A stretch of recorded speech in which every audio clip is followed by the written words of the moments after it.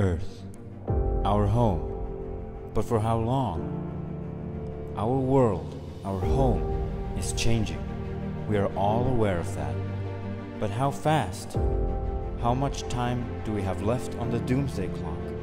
When is it too late?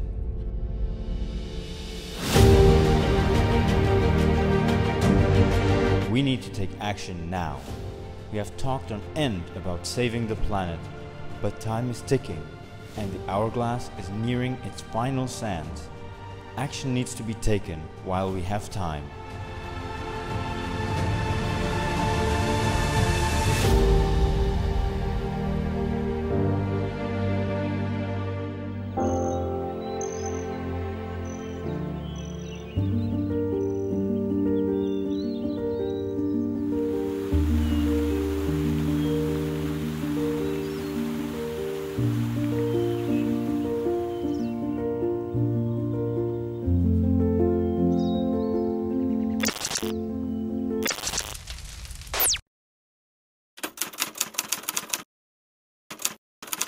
Climate change. And then what? Numerous students have met in Denmark, where they have been working on quality education with great results. Sweden, where they have been analyzing sustainable cities and communities. Slovakia, where they made a study on the beautiful life on land. Germany, where they looked into responsible consumption and production.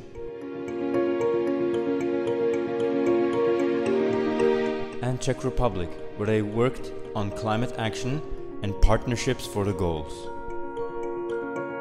They have been collaborating for the past 12 months with the intention to take action for the Sustainability Development Goals.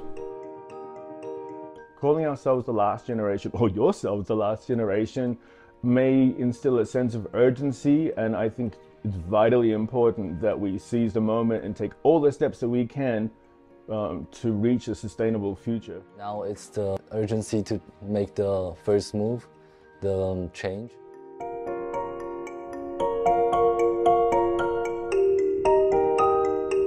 I think the biggest problems of climate change are deforestation of forests and rainforests, coal mining, oil mining, heavy industries and also mass industries, as well as planting monocultures on big fields. So we're trying to campaign to create awareness around how to change the diet and have a lesser focus on meat and implement more vegetables into our diet. So yeah, my name is Stepan Bertel. I'm the director at CAMP, the Center for Architecture and Metropolitan Planning. 40% of all CO2 emissions are from construction. It's extremely important that, especially in places like CAMP, we talk about how architecture can become more sustainable. Yeah, I think it's very important for young people to realize that they are the last generation who can save the earth. So I think everyone should know that, and I am proud I'm part of it. I think that learning isn't confined just to a classroom nor to a regular schedule. I think that we can learn through play. I think it's very important from a young age till even my old age of 49 that we learn as we play, we learn from other people, we learn from their experiences and mingling together. So, whose responsibility is it? Who are we to blame? Is there even anyone to blame? For the world to be saved, we need to hold the politicians to their word. As a democracy, that's our responsibility.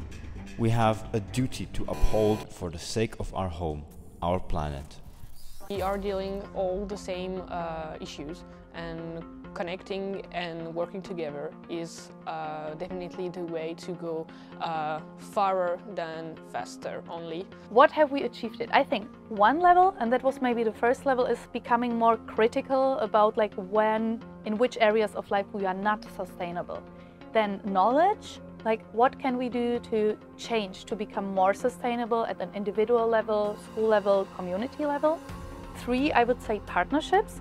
So I would say friendships between the students of the different schools in different countries, but also partnerships between the school and the community and different community representatives. So I would say these three elements I hope we have achieved so far. For me, working with students from 5 different countries has been really special, because just seeing everyone come together and mix together and forge new friendships, and being part of that, helping to facilitate that, has really, I find it really fulfilling, and it's been a lot of fun.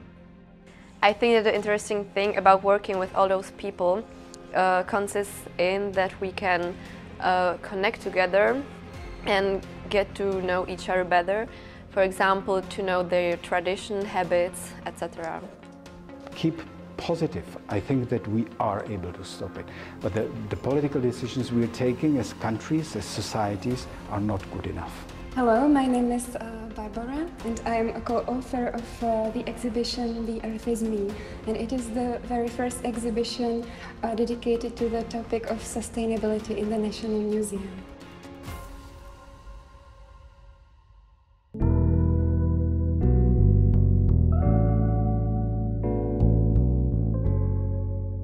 Once upon a time, there was a little boy. He was always wearing a tie. He loved his tie, and he adored the little flowers on it. He had also love for nature in general, animals and the people around him. A little boy with big dreams and aspirations. He wore his tie everywhere he went, hoping he would one day become a politician. By doing so, he wanted to take care of the nature he loved so much, connect with people and inspire them. But the little boy was being bullied. Others did not believe in him and looked down on him. He was lonely. But despite people's meanness, the boy's visions grew. He graduated and he finally became the politician he always aspired to be. He saw the things clearly. He saw cities shining brighter than the sun itself. Every building is lit up. He saw vast, empty landscapes instead of forests. Trees are being cut down every day. He was worried about the full roads. Everybody uses their car every day. Humans are producing and producing non-stop. He was worried about the food consumption. Why are we wasting so much? He saw the conditions animals were living in. The global emissions are rising every year, but we are still using the most damaging energy. He realized we are harming the planet he loved so much. He was the man he dreamed of being, a man driven by passion and love. As the years went by, his love started to fade. The little boy was not a little boy anymore. He had changed, and so had the world around him.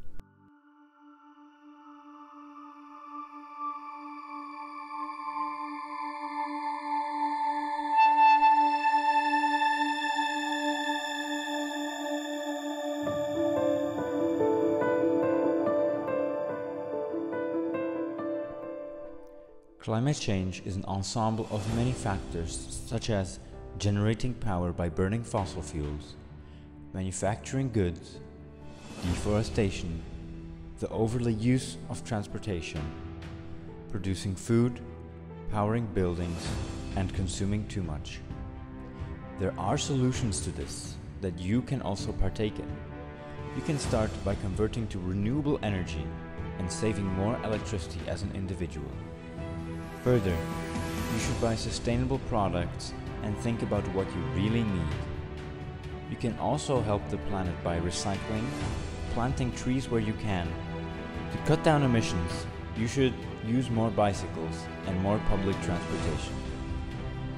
The issue of food production can be solved by reducing meat consumption and buying food from sustainable farmers. If possible, use less lights, save more electricity, and only turn on lights if it's absolutely necessary. And finally, exchange clothes with friends and family, and buy second-hand clothes, recycle, and just in general, buy consciously. All in all, it is possible to help the planet. One drop can move a wave. A wave can move an ocean. The future of the planet depends on all of us. People, politicians, businessmen, farmers, professionals, teachers, students, and scientists. In fact, all of us. Let's make it happen.